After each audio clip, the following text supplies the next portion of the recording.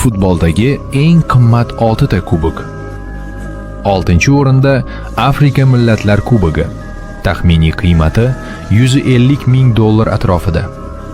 Butunlay oltin bilan qoplangan, u butun Afrika qit'asi uchun ulkan ramziy ahamiyatga ega. 5-chi o'rin UEFA Chempionlar Ligasi Kubogi. Taxminiy qiymati $250,000 atrofida. Sof kumushdan yasalgan, bu afsonaviy kubok materialidan ko'ra obro'si uchun qadrlanadi. 4-chi o'rin FIFA Klub Jahon Chempionati Kubogi. Taxminiy qiymati $300,000 atrofida. Zamonaviy kubok nafis dizaynga ega, bir nechta qimmatbaho metallarni birlashtirgan. 3-chi o'rin Oltin to'p. Taxminiy qiymati $600,000 atrofida. Misdan yasalgan va 18 karatli oltin bilan qoplangan.